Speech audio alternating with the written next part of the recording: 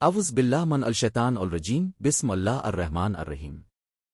ناظرین کرام، آج ہم بات کریں گے ایک نہایت طاقتور آزمودہ اور بابرکت ذکر کے بارے میں جو اولیاء کرام اور بزرگان دین سے منسوب ہے۔ تصویر میں اب دیکھ رہے ہیں عظیم اسم الہی وا اللہ ربنا، جسے عشاء کے بعد خاص تعداد کے ساتھ پڑھنے کا ذکر کیا گیا ہے۔ یہ وہ کلمات ہیں جو بندے کو براہ راست اس کے رب سے جوڑ دیتے ہیں۔ اللہ او کہنا بندے کی عاجزی کی انتہا ہے، اور او ربنا او کہنا اس بات کا اعتراف ہے کہ ہمارا پالنے والا، ہماری ضروریات جانے والا اور ہمیں دینے والا صرف اللہ ہی ہے۔ جب انسان زندگی میں ناکامیوں، رکاوٹوں، بیماریوں، تنگ دستی یا ذہنی پریشانیوں کا شکار ہوتا ہے تو اس کے لیے سب سے مضبوط سہارا اللہ کی ذات بن جاتی ہے۔ بزرگان دین فرماتے ہیں کہ جو شخص روزانہ عشاء کی نماز کے بعد باوضو ہو کر خاموش جگہ میں پوری توجہ اور یقین کے ساتھ وا اللہ ربنا کا ورد کرتا ہے، اللہ تعالیٰ اس کے دل کے بند دروازے کھول دیتا ہے۔ اس ذکر کی خاص بات یہ ہے کہ یہ انسان کو مایوسی سے نکال کر امید کی طرف لے آتا ہے۔ تصویر میں تسبیح کا دکھایا جانا اس بات کی علامت ہے کہ یہ ذکر مستقل مزاجی کے ساتھ کیا جائے۔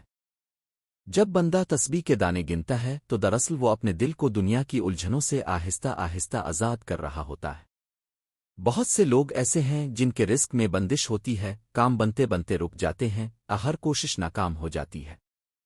ایسے حالات میں یہ ذکر روحانی طاقت بن کر سامنے آتا ہے۔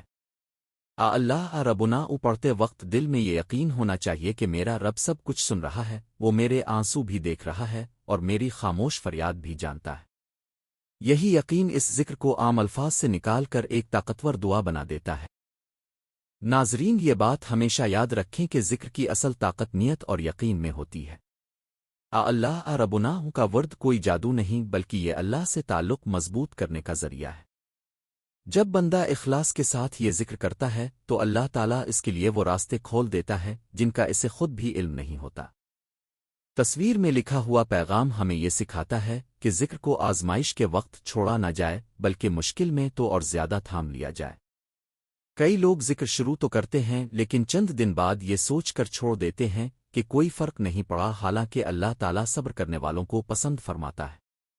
بزرگان دین فرماتے ہیں کہ اس ذکر کو کم از کم 40 دن تک مسلسل پڑھا جائے، چاہے حالات جیسے بھی ہوں۔ اس دوران زبان کے ساتھ دل کو بھی شامل کریں۔ جب آپ او ربنا ہی کہتے ہیں تو یہ تصور کریں کہ آپ کا رب آپ کے سامنے ہے، وہ آپ کی بات سن رہا ہے اور وہی آپ کے مسئلے کا حل ہے۔ اس ذکر کی برکت سے دل میں عجب سکون اترتا ہے، غصہ کم ہونے لگتا ہے، نیند بہتر ہو جاتی ہے اور انسان کے فیصلوں میں برکت آتی ہے۔ کئی گھروں میں جہاں لڑائیاں، بے چینی اور بداعتمادی ہوتی ہے، اس ذکر کی برکت سے محبت اور سکون واپس آ جاتا ہے۔ رزق کے معاملے میں بھی اللہ تعالیٰ ایسے اسباب پیدا فرما دیتا ہے جو عقل سے باہر ہوتے ہیں۔ کبھی کسی کا رکا ہوا کام بن جاتا ہے، کبھی غیر متوقع مدد مل جاتی ہے اور کبھی دل کو ایسی تسلی ملتی ہے جو دنیا کی کسی چیز سے نہیں ملتی۔